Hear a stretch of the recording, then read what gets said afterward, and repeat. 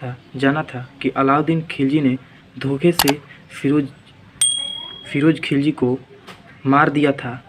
तो अलाउद्दीन खिलजी के बारे में बोला जाता है कि शुरुआत उसने धोखे से की, लेकिन जो विस्तार है, जो डेवलपमेंट है, वो उसने परोपकारिता से किया, काइंड हार्ट होकर किया, जनता की सेवा में किया। लेकिन जो फिर से अंत है, वो अंत जो है वो आतंक से किया। यह दिल्ली सल्तनत में सब पहला ऐसा सुल्तान था जिसने दिल्ली सल्तनत को उत्तर भारत से दक्षिण भारत तक साम्राज्य इसका फैला था। जोधपुर के एक इंस्क्रिप्शन से हमें अभिलेख से जो संस्कृत में है उससे पता चलता है कि अलाउद्दीन खिलजी को देवता के तुल्य माना गया है, यानी पृथ्वी से पापों का अंत के रूप में देखा गया है। दिल्ली सल्तनत में अस्थाई सेना, स्टैंडिंग आर्मी रखने वाला पहला सुल्तान ही अलाउद्दीन खिलजी हुआ। अस्थाई सेना का अर्थ होता है कि उसका काम केवल सेना का होगा, यानी कि लड़ने का होगा। इससे पहले क्या होता था कि जो सैनिक थे वह युद्ध के समय तो केवल सैनिक का कार्य करते थे, लेकिन जब युद्ध नहीं होता था तो कोई कुम्हार, कोई लुहार, कोई खेती, कोई पढ़ाई, यानी कि उसके साथ साथ कोई और भी कार्य करते थे। लेकिन अलाउद्दीन खिलजी के समय केवल सेना का काम करते थे। और चूँकि यह अस्थाई सेना रखता था, इसलिए इसने पहली बार नकद वेतन देने की भी शुरुआत की। इससे पहले क्या होता था कि जो युद्ध में हड़पी हुई ज़मीनें होती थी उसी को सेना में बांट दी जाती थी। अलाउद्दीन खिलजी के प्रसिद्ध कवि हुए अमीर खुसरो। चूँकि अमीर खुसरो तो बलबन के समय से ही प्रसिद्ध थे, लेकिन अलाउद्दीन खिलजी से ज़्यादा इम्पोर्टेंसी है। इनका जन्म पटियाली इटाह, जो आज कासगंज इटाह से अलग हो गया है, कभी क्वेश्चन में पूछता है कि इनका बर्थ, तो कासगंज या इटाह जो उत्तर प्रदेश में है, और दिल्ली में इनका मृत्यु होती है। और इन्हें ही क्वेश्चन भी पूछा जाता है कि तोता ए हिंद किसे कहा जाता है, तो अमीर खुसरो को।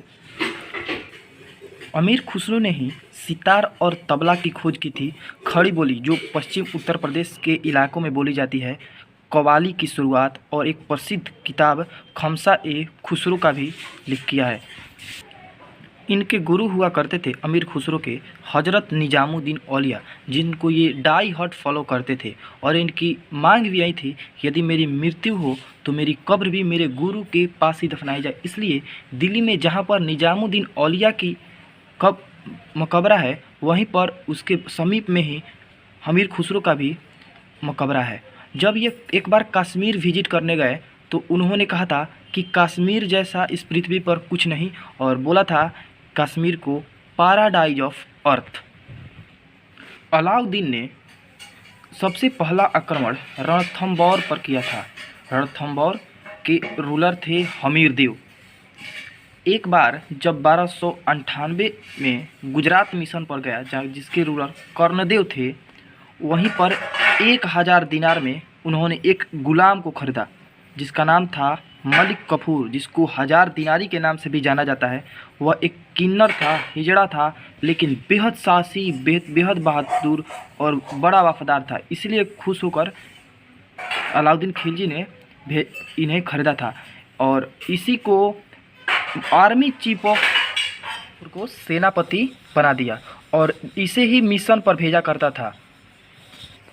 लेकिन एक मिशन है जिस पर खुद अलाउद्दीन खिलजी गया है, वह है चित्तौड़ मिशन, जो हम फिल्म पद्मावत में देखते हैं।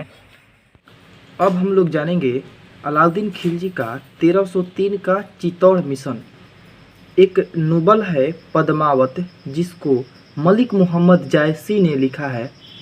1303 ईस्वी में जो ये चित्तौड़ मिशन हुआ था, यह लिखा गया था 1540 से 1545 के शेर शाह सूरी के कंटेम्प्रेरी, लेकिन यह अभियान है 1303 का है, मतलब दोनों अलग अलग चीज़ हैं। उस समय चित्तौड़ के राजा रावल रतन सिंह हुआ करते थे। उन्होंने एक सिंघल की राजकुमारी, सिंघल मतलब श्रीलंका की राजकुमारी पद्मावत को ब्याह करके ले आए थे। एक समय की बात है कि चित्तौड़ में पुरोहित हुआ करते थे राघव चेतन को राजा रावल रतन सिंह ने भरे दरबार से देश निकाली कर दिया था, अपमानित करके। इसीलिए राघव चेतन ने अलाउद्दीन खिलजी के पास दिल्ली गया और महारानी पद्मावत की सुंदरता का बखान किया। अब अलाउद्दीन खिलजी की यही कमजोरी थी। वह अब उसका दीदार करना चाहता था, इसीलिए उसने चित्तौड़ अभियान पर गया। उसके लिए करीब 6 महीने तक इंतज़ार करना पड़ा, क्योंकि चित्तौड़ एक ऐसा किला था जो अभेद्य था। उसके अंदर ही लोग सालों साल तक बाहर नहीं भी निकले तो कोई दिक्कत नहीं थी, क्योंकि अंदर ही खेती, कृषि, पशुपालन आदि सभी क्रियाएं होती थी।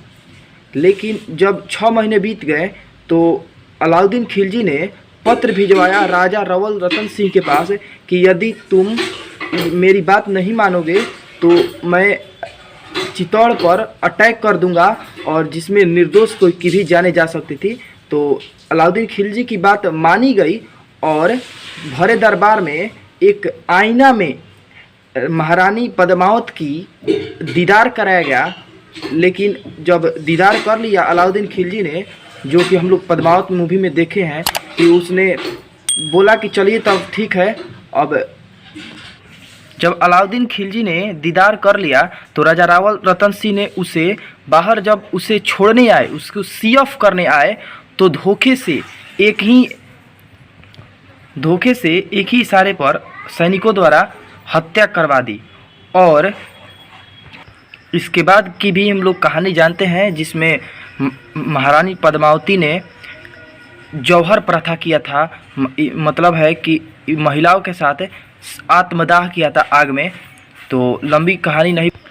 इधर जब